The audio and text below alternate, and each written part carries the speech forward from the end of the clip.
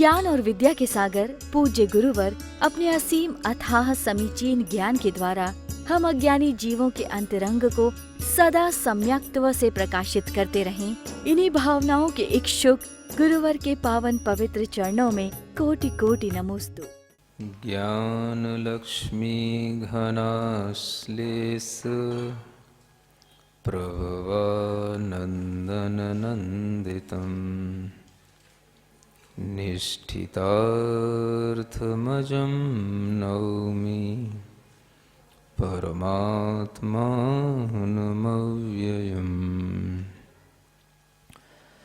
आचार्य शुभचंद्र देव विरचित ज्ञानार्णव ग्रंथराज में 12 भावनाओं का जो प्रकरण चल रहा है उसमें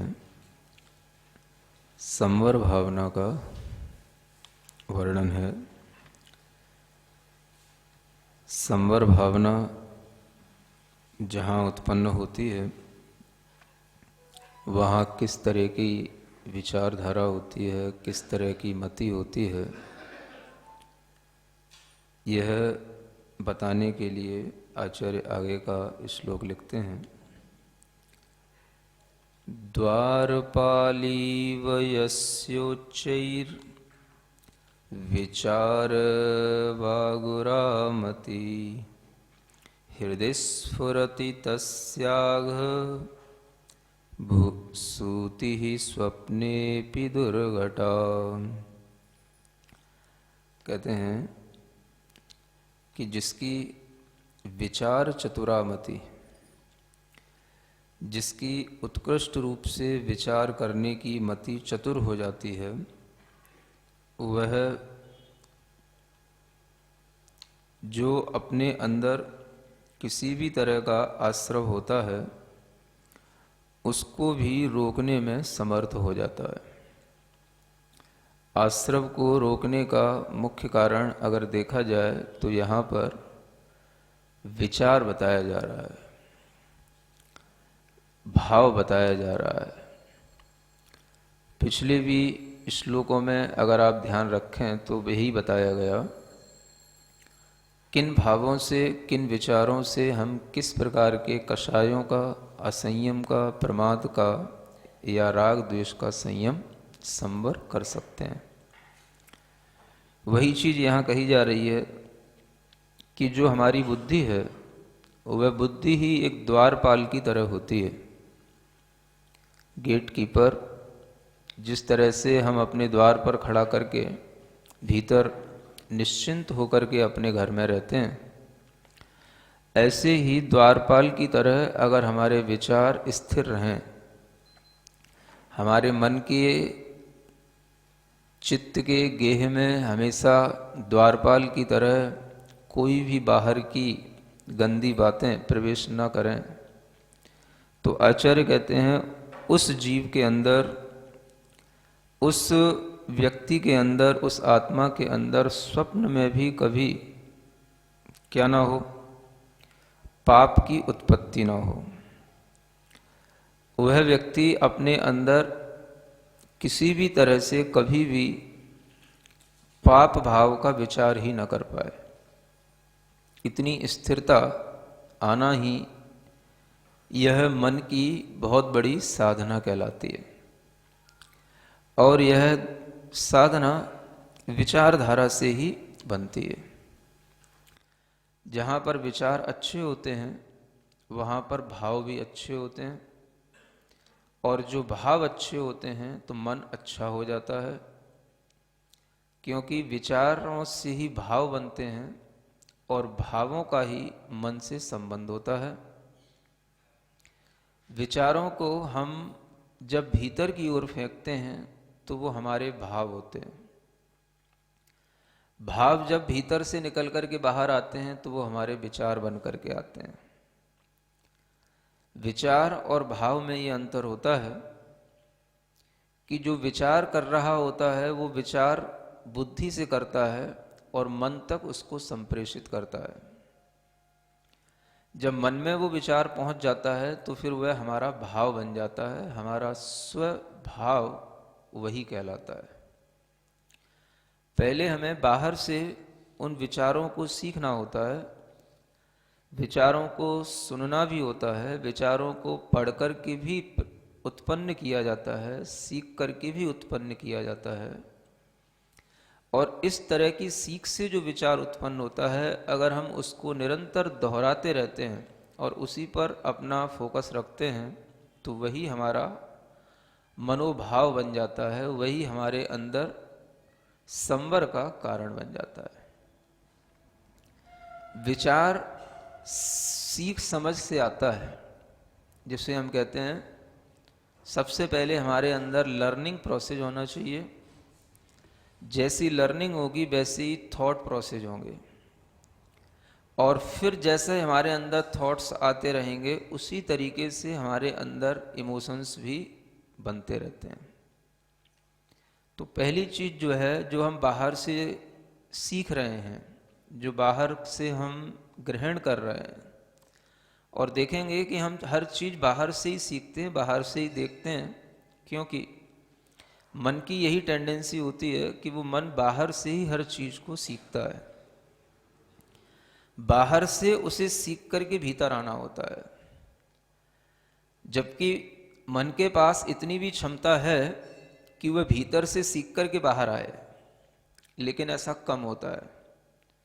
ऐसा किन्हीं किन्हीं महापुरुषों के साथ होता है, जो पहले से सीखे सिखाए होते हैं, पहले से ही जिनके ज्ञान के क्षयोपसम बढ़े हुए होते हैं, जो आत्मज्ञानी कहलाते हैं, जिन्हें कुछ पहले के संस्कार इस तरह से मिले होते हैं कि उनका मन पहले से ही प्रशिक्षित होता है, तो उन्हें भीतर से सीख करके फिर बाहर आना होता है। जैसे तीर्थंकर होते हैं, उन्हें कोई बाहर से नहीं सिखाता, वो भीतर से सीखे हुए होते हैं। पिछले जन्म जन्म से वो सीखते आ रहे होते हैं, उनके पास इतना ज्ञान पहले से ही आया हुआ होता है कि वो जहाँ कहीं से भी आते हैं अपने ज्ञान का क्षयोपसम अपने साथ में लेकर के आते हैं।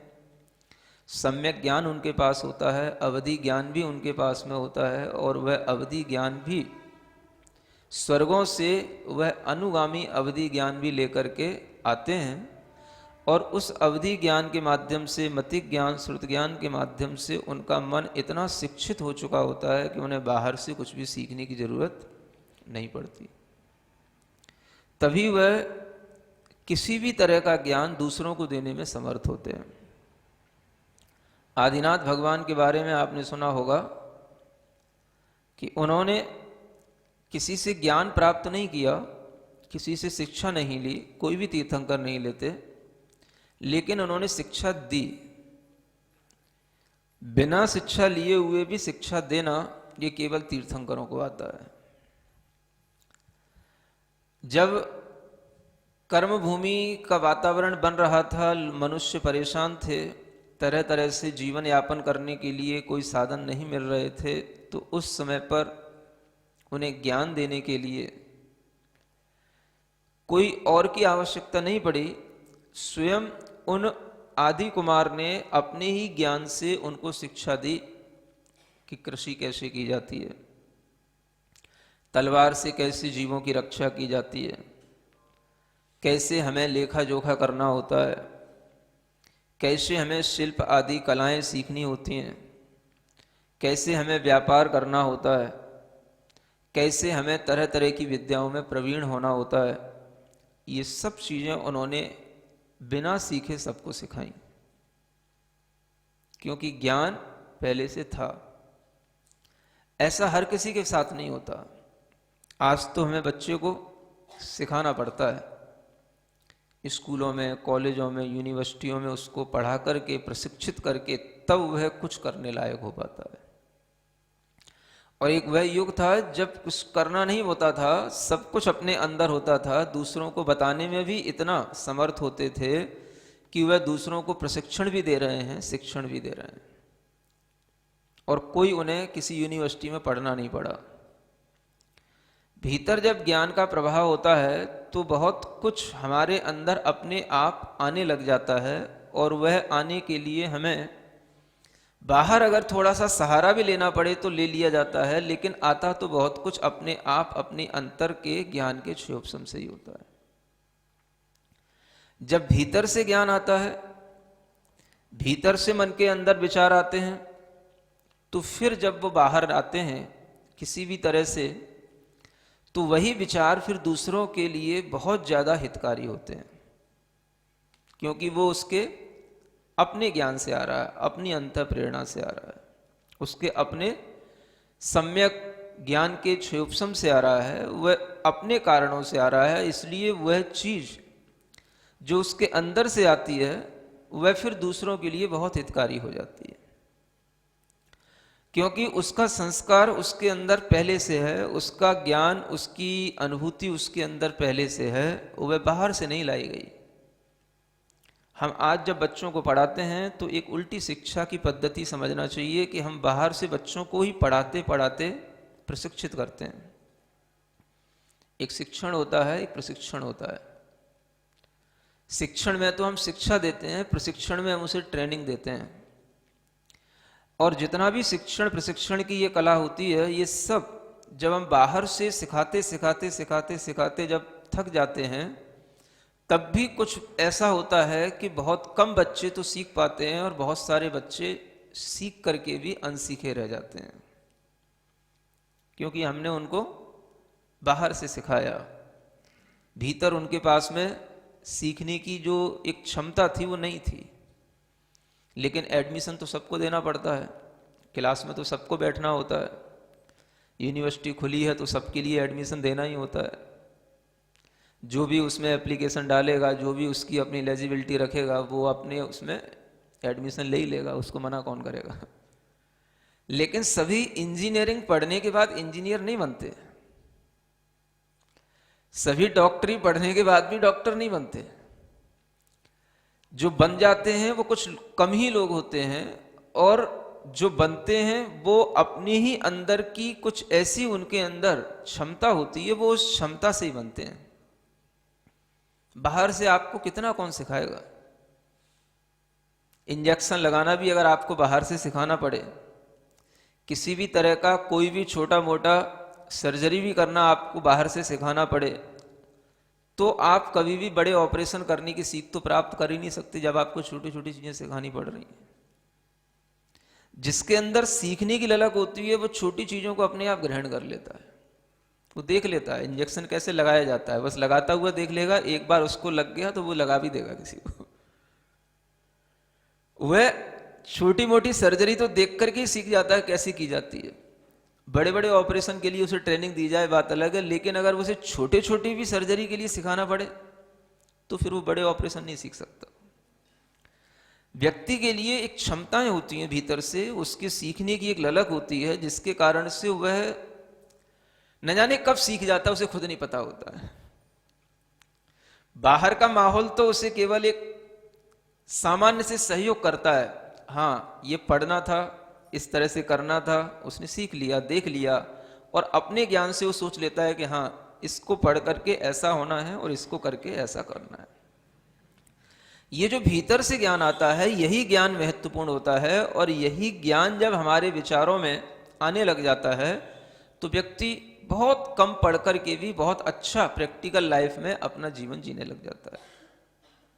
ये चीज ही बताती है कि अंदर से जो विचार हैं, अंदर से जो ज्ञान है, वो ज्यादा महत्वपूर्ण होता है बजाय उसके जो हम बाहर से सीखते हैं। बाहर से सीखने के लिए केवल एक सहयोग रूप में होता है, बुक्स मिल गई, कुछ लिटरेचर मिल गया, कुछ हमें आइडिया मिल गया, हमने उसको पढ़ लिया, जान लिया, सीख लिया, और उसको बहुत जल्दी अपने काम में ले लिया, उसका एप्लीकेशन करने लग गए। ऐसा नहीं कि हमें जब पीएचडी हो जाएगी या कोई बहुत बड़ी मास्टर डिग्री मिल जाएगी तब हम उसका एप्लीकेशन कर पाएंगे, ऐसा कुछ नहीं है। जिन्हें करना होता है तो वो शुरुआत के ही 1-2 साल में ही पढ़ना शुरू करते हैं और करना शुरू कर देते हैं। तो उन्हीं को बोलते हैं टैलेंटेड बच्चे, टैलेंट इसी को बोलते हैं। जो टैलेंट होता है वो भीतर से आता है, बाहर की शिक्षा में टैलेंट नहीं देती है, नॉलेज देती है, लर्निंग देती है।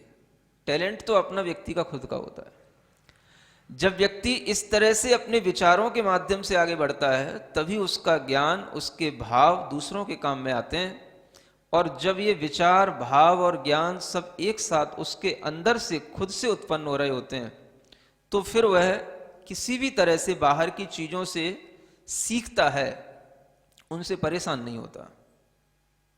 बाहर की दुनिया हमें सीखने के लिए है, उनसे सीखो, जो भी कुछ मिल रहा है उससे सीखो, परेशान नहीं हो।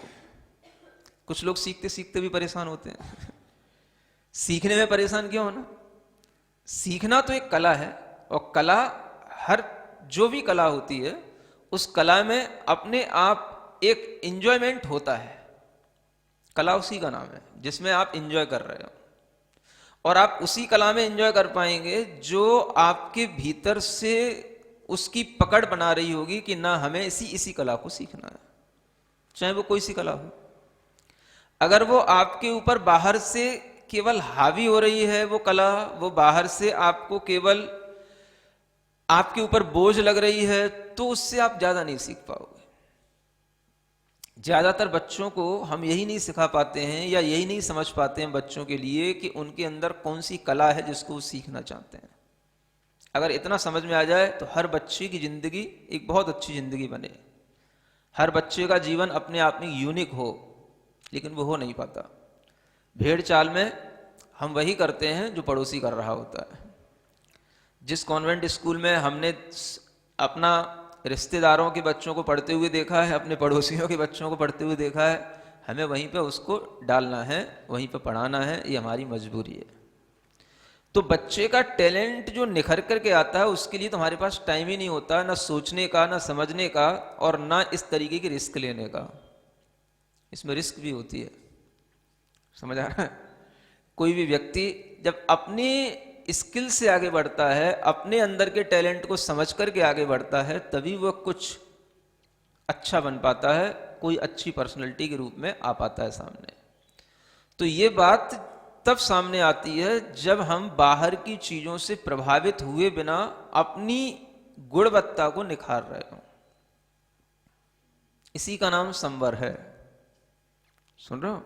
संवर केवल कर्मों का ही संवर नहीं करना है, जो कर्म कर रहे हो वो भी अच्छे ढंग से करोगे तो संवर करके ही कर पाओगे। जो कर्मों का संवर होगा उसमें मुख्य तो यही है कि आपको सबसे पहले अपने दुख का संवर करना है, और दुख का संवर करते हुए आपको अपने कर्म करना है, क्योंकि कर्म से रहित तो तुम हो नहीं सकते, कोई नहीं हो सकता। तो कर्म करते हुए भी हम दुख से रहित होकर के कर्म करें, दुख को रोक के रखें और कर्म करें। कोई भी कर्म करेंगे हमें कोई ना कोई परेशानी आएगी, परेशानी आती है तो उस परेशानी को परेशानी ना समझें, उससे हम सीख लें। सीखने का यही तरीका है, यूं सोच लें। क्या समझ लें?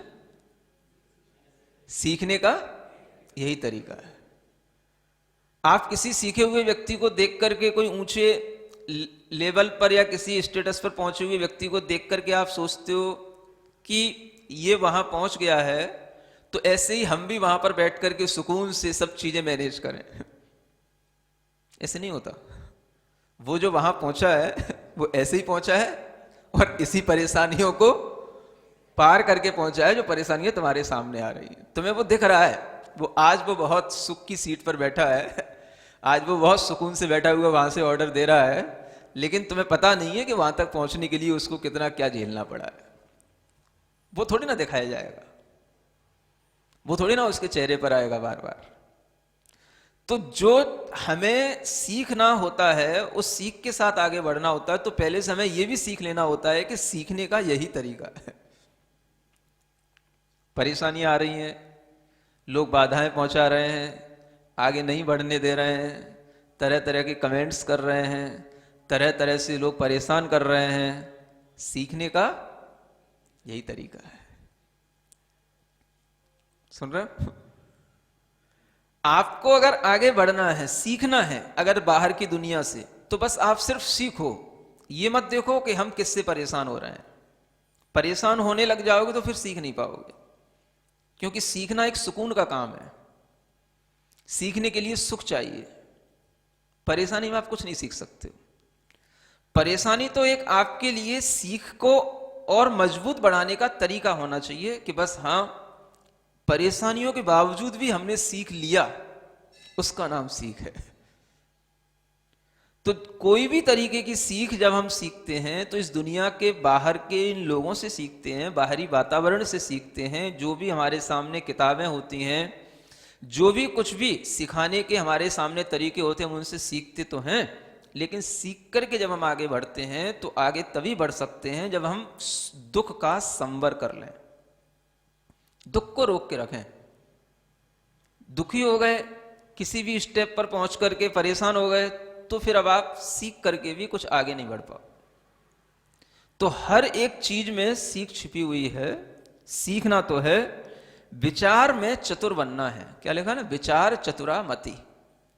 मति कैसी होनी चाहिए, बुद्धि कैसी होनी चाहिए, विचार करने में चतुर होनी चाहिए, है ना।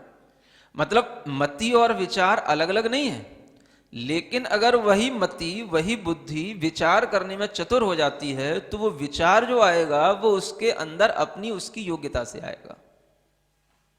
अन्यथा किसी किसी में तो कोई विचार आता ही नहीं है। जिसे आप बोलते हो ना आइडिया, आइडिया आ गया, आइडिया समझ आ रहा है ना। तो वो आइडिया कैसे आया, आइडिया कहां से आया, वो आइडिया आपके अंदर से ही तो आया। और जब कोई आपके ही अंदर से आइडिया आ गया और वो चीज जैसी थी उसी में कुछ अच्छा उसका इंप्रूवमेंट हो गया, तो आपको लगता है कि हाँ अपना आइडिया अच्छा था। बस शाबाशी कौन देगा तुमको अपने आप को खुद अपना ज्ञान शाबाशी देता रहता है। नहीं समझ आ रहा। आपको कोई अच्छा आइडिया आया, आपने अच्छा काम कर लिया और उस काम से फिर आपको सेटिस्फैक्शन हो गया, तो इसका मतलब है कि हमारे ज्ञान ने हमको शाबाशी दे दी। अब कोई दूसरा पीठ थपथपाए को जरूरी नहीं है। समझ आ रहा है ना।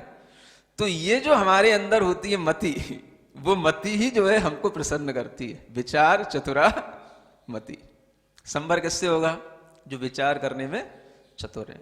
विचार को क्यों रखा यहां पर, क्योंकि जो हमारी बुद्धि है वो विचार करती है। अगर हम विचार सही करने लगेंगे तो संवर भी होने लगेगा। विचार अगर हम गलत करेंगे तो पाप का आश्रय होता रहेगा, दुख होता रहेगा। तो विचार ही वो चीज है जिसे हम अपने थॉट्स कहते हैं, जिसके कारण से हमारे अंदर तरह तरह के आइडिया आते हैं। उसी से हम आश्रव भी करते हैं, उसी से हम संवर भी करते हैं। कर्मों का इनफ्लो भी होगा उसी से होगा, कर्मों की स्टॉपेज होगी वो भी इसी से होगी।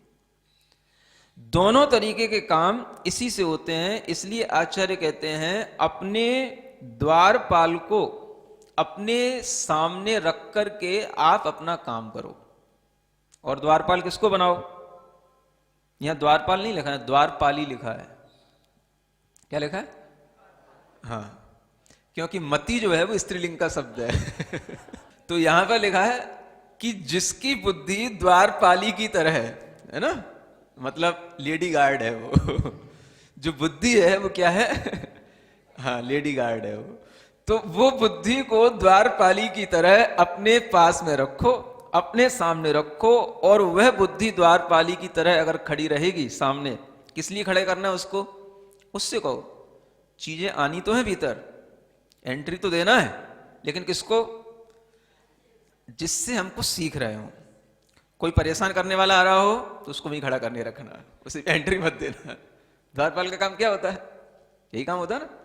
तो आचार्य कहते हैं यस्य उच्चैर विचार चतुरामति। उच्च ही, उच्च एक शब्द और जोड़ा, उत्कृष्ट। मतलब विचार में चतुर बुद्धि उत्कृष्ट रूप से जिसके सामने द्वारपाली की तरह खड़ी रहती है, वह आदमी, वह व्यक्ति बड़े निश्चिंतता से अपना संवर करता है।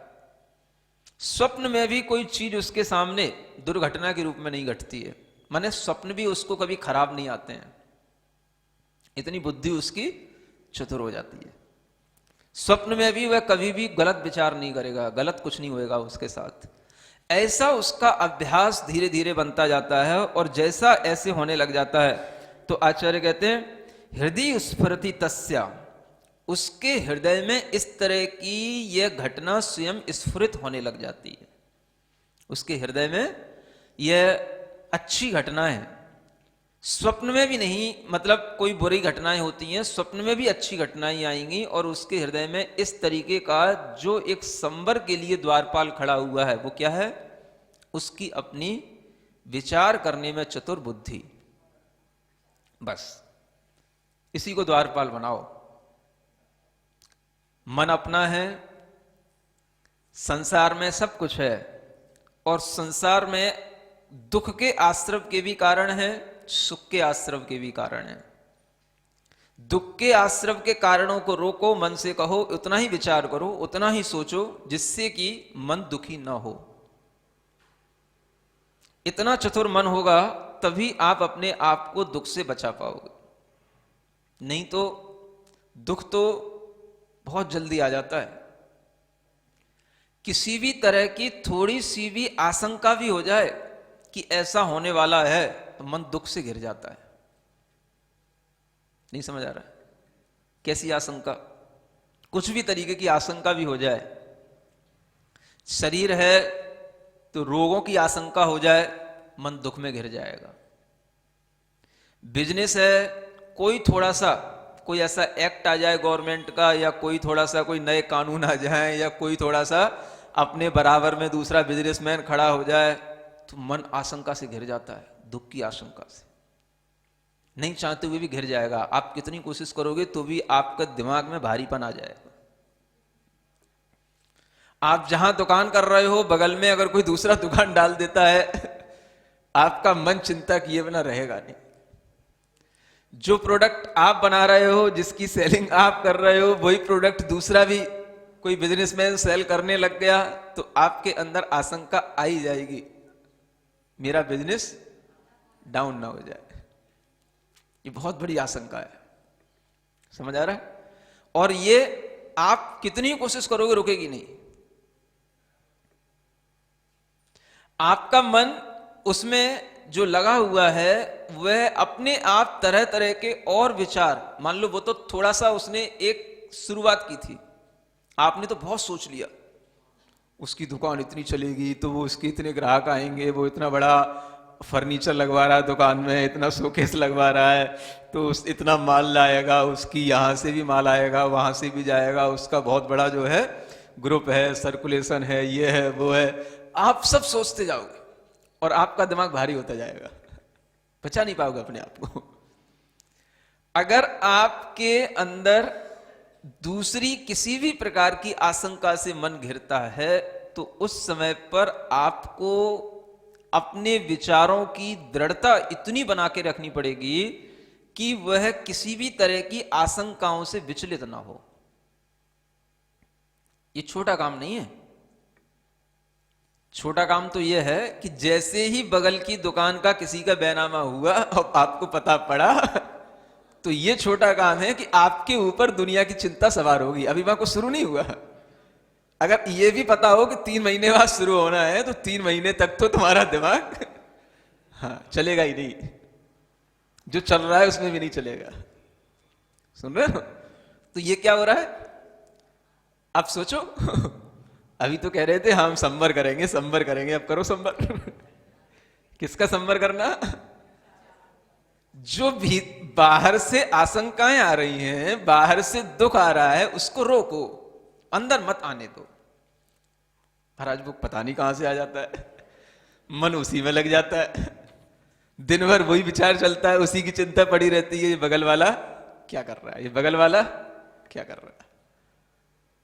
थोड़ी सी भी कहीं उसके दुकान पर कुछ आहट होती है, कुछ होता है, तो लगने लग जाता है कि इसकी दुकान चलने वाली है, इस बार दीपावली पे तो ये दुकान खोल ही देगा। समझ आ रहा है ना? बस ये जो आशंका है, ये आशंका ही आपको परेशान हद से ज्यादा कर देती है। समझ आ रहा है? एक उदाहरण दे रहा हूं। जो बिजनेसमैन है उनको बिजनेस की संबंधी आशंकाएं होती हैं, जो जॉब करते हैं उनको अपनी जॉब की भी आशंकाएं होती हैं, जो किसी भी तरीके से अपनी फैमिली में रह रहे हैं, कुछ भी कर रहे हैं, उन्हें अपने रिलेशन से भी कई तरीके की आशंकाएं होती हैं।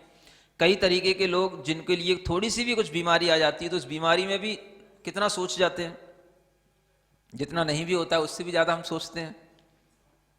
नहीं समझ आ रहा? थोड़ा सा भी अगर हमारे लिए कहीं मान लो हार्ट में थोड़ा सा दर्द हो जाए, समझ आ रहा है ना, तो सीधा क्या समझ में आएगा? हाँ, कि बस अटैक तो नहीं आया। कभी कोई गैस भी फंस जाए, थोड़ी सी भी जो है ना दर्द भी हो जाए तो सीधी आशंका क्या होती है? हाँ, कि कहीं कुछ हो तो नहीं गया, कुछ छेद तो नहीं हो गया, कि कहीं अटैक तो नहीं हो गया। मतलब मन इतना ज्यादा आशंकाओं से डरता है कि वह इतना ज्यादा सोच जाता है कि कई बार उन आशंकाओं के कारण से भी नुकसान हो जाता है। होना जाना जो है वो तो होना है। सामने वाला कोई अपना काम कर रहा है, आप उसके लिए कितना रोक पाओगे? करेगा वो। समझ आ रहा है? धीरे धीरे आप देखोगे कि जब वो करने भी लगेगा तो भी आप एडजस्ट कर रहे हो, तो भी आप उसके साथ कर पा रहे हो, कर लोगे। लेकिन अगर आप परेशान होना शुरू कर दिए, पहले से ही बहुत परेशान हो गए, तो फिर आप कुछ नहीं कर पाओगे। तो ये एक बहुत बड़े बड़े टेंशन है लोगों के लिए। सुन रहे हो? हैप्पी दिवाली कहते तो हैं लोग लेकिन वो दिवाली कईयों के लिए ना सौरो दिवाली भी होती है। हाँ, कह नहीं पाता आदमी, अपने मन की बात कैसे बताए किसी को। समझ आ रहा ना? तो हैप्पी तो है, लेकिन वो हैप्पी के साथ में होए तब हैप्पी दिवाली होती है। हम एक तरफ ये भी कहते हैं बधाइयां हो, कॉन्ग्रेचुलेशन, शुभ दिवाली, हैप्पी दिवाली, लेकिन जिस तरीके से वो अपने आप को खुश रख रहा है, हम कई बार उसके ही तरीकों से दुखी भी होते हैं। तो दीपावली के लिए भी आपको ये देखना है कि हमारी दीपावली अच्छी बने, अच्छी हम भावनाओं के साथ उसको आगे बढ़ाएं, और जो हम करते आ रहे हैं उसमें भी कुछ और अच्छा करने की कोशिश करें। आपको हमने बताया था कि अगर आप इस बार दीपावली के लिए अपना भाव बना रहे हैं तो आप ये देखें कि दीपावली पर मुख्य हमारा जो उद्देश्य है वो है श्री भगवान वर्धमान महावीर स्वामी का मोक्ष कल्याणक। सुबह के समय पर, शाम को गौतम गढ़धर जी का ज्ञान कल्याणक। और इन्हीं सुबह और शाम को अगर हम अच्छी तरीके से मनाएं तो हमारी दीपावली इसी बात पर फोकस करनी चाहिए कि हमें उन्हीं की पूजा, उन्हीं की आराधना, उन्हीं की भक्ति और उन्हीं के हमें गुण स्मरण के साथ में अपना यह दिन पूरा का पूरा निकालना चाहिए। दुनिया की बातें हमें दूसरी कम करनी चाहिए। पटाखे हैं, ये हैं, वो हैं, ये सब चीजें हमें कम करनी चाहिए। आप किसी भी तरीके से कोई भी आप आराधना करना चाहते हैं तो आपके अंदर यही भाव आना चाहिए कि हम वर्धमान भगवान के मोक्ष के दिन हम भगवान की पूजा करें, भगवान की आराधना करें। लोग न जाने क्या क्या सोचते हैं, क्या क्या खरीदते हैं, क्या क्या लाते हैं, कितनी कितनी योजनाएं बनाते हैं, लेकिन आपके लिए मैंने एक बहुत अच्छी योजना इस बार बना करके दी है, उसको भी आप एक बम्पर ड्रॉ की तरह देख सकते हो। समझ आ रहा है? क्या बताया था कि आप अपने घरों में एक बहुत ही अच्छा स्तोत्र है, वर्धमान स्तोत्र, उसको आप अपने घरों में ताम्रपत्र के रूप में जो बन रहा है उसको अपने घरों में रखने की कोशिश करें, और उसी के माध्यम से जो है आप पढ़ सकें। तो वर्धमान स्तोत्र को पढ़ करके वर्धमान भगवान के प्रति अपनी भक्ति लाएं। बहुत सी चीजें आप खरीदते हैं, इस बार आप जो है इस चीज को अपने घर में, मंदिर जहां आपके घर में, पूजा का स्थल जहां आपके घर में है, उस अलमारी में, उस टेबल पर आप इसको रख करके आप देखो क्या होगा। वो मैं नहीं बताऊंगा, वो आपको अगले वर्ष तक अनुभूति में लाना है। वह आपके लिए कितना मंगलकारी है, क्या उससे आपको लाभ मिल रहा है, ये आप देखोगे कि आपके अंदर पहले भगवान की भक्ति का भाव आना चाहिए। सुबह हो, शाम हो, कभी भी आप उसको अपने लिए उपयोग में भी ला सकते हो, और उसको केवल रख कर के भी रखोगे तो भी वो आपके लिए मंगलकारी होगा। सुबह वर्धमान स्तोत्र का विधान करो, पूजा करो, इस तरह से आराधना करो। शाम को गौतम गढ़धर भगवान की स्तुति करो। एक संयोग से इस लॉकडाउन में मैंने अभी आपको बताया नहीं, आज पहली बार बता रहा हूं, एक प्राकृत में शतक बनाया है। समझ आ रहा है? धम्मपह जिसका नाम है, माने धर्मपथ, बस है ना। उस शतक में एक गौतम गढ़धर की भी स्तुति है, 8-10 छंदों में।